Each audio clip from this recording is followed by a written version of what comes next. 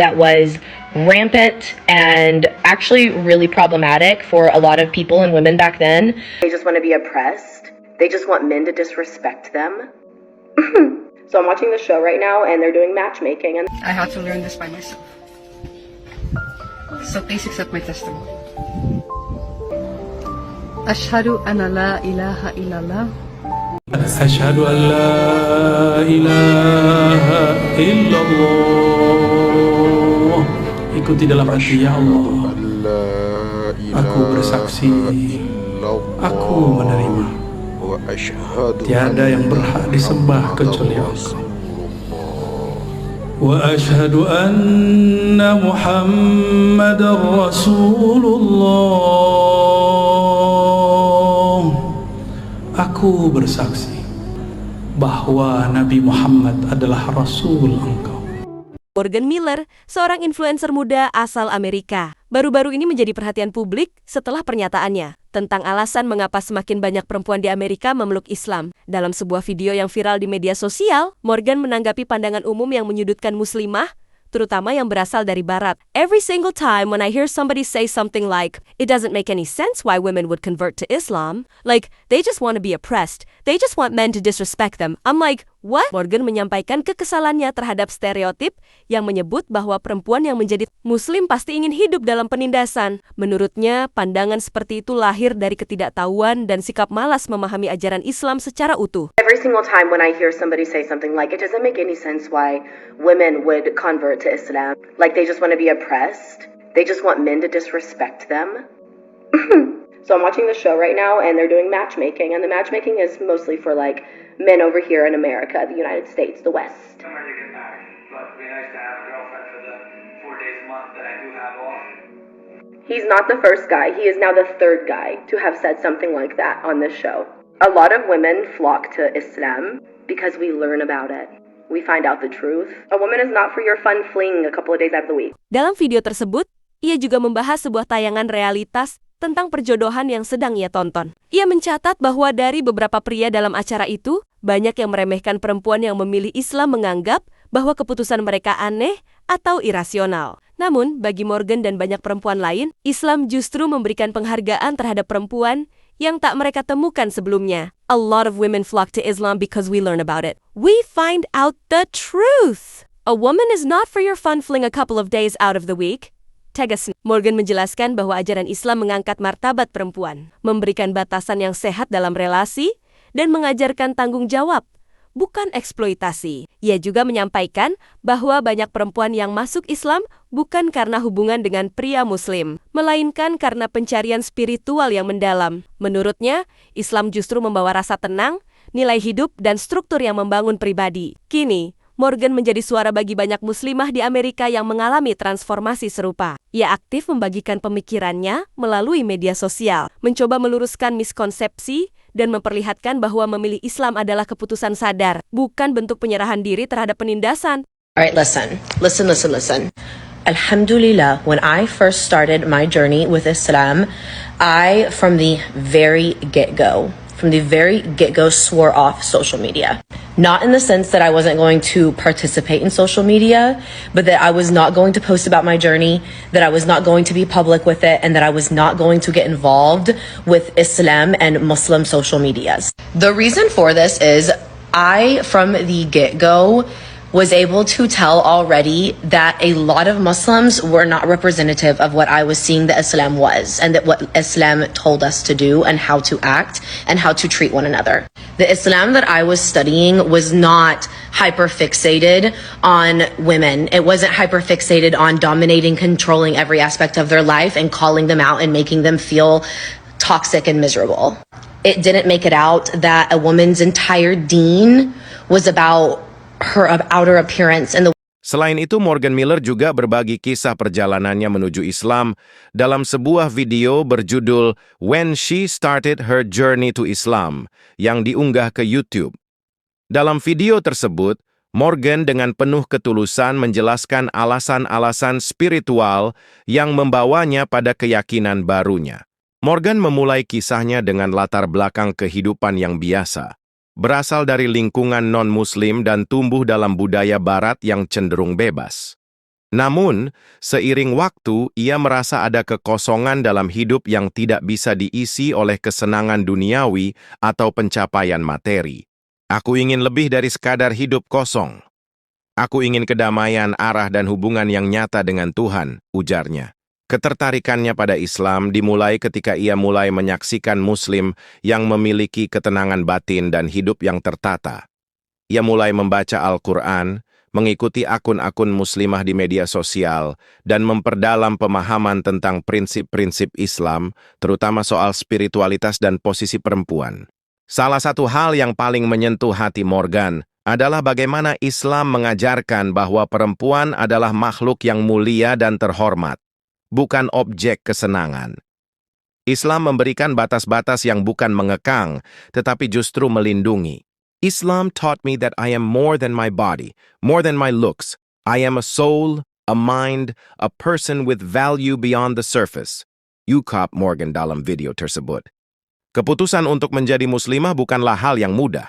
Ia menghadapi kebingungan, tantangan, bahkan komentar negatif dari orang di sekitarnya. Namun, ia tetap melangkah dengan keyakinan bahwa ini adalah jalan yang benar.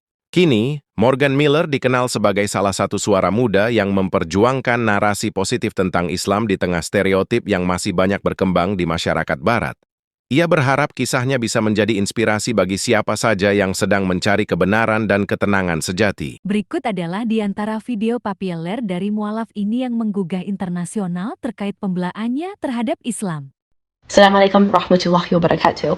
So the question being posed here could be answered with a lot of different responses. Hold on, my camera looks... What I'm going to focus on, though, is your question regarding the timelessness of the Quran, and you're using polygamy as an example. So the main question being posed here is, how is, for example, something like polygamy that was rampant and actually really problematic for a lot of people and women back then, still relevant today for those of us who, like, for example, live here in the Western world. As Americans, we have for a very long time not even allowed polygamy legally here. It's been pretty widely accepted that marriage is between one man and one woman overall here in the United States for a very, very, very long time. And marriage is not just something that happens out of convenience. It's not something that is done to really form political ties or tribal unions.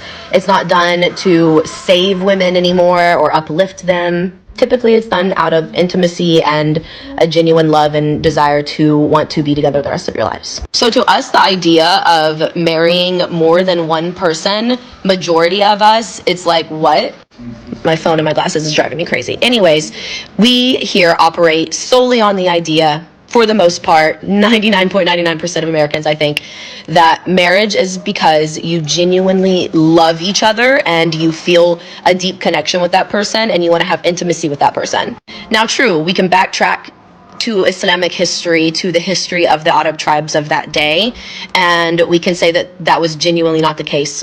You seem to understand that now. I think this is where we have to expand our understanding of the world as a whole now. Because us as Americans have that idea and experience that as a whole when it comes to marriage within our society, doesn't mean that there are not people, tribes, nations, cultural ideas, ideologies, etc., all over the world who do not operate within that way.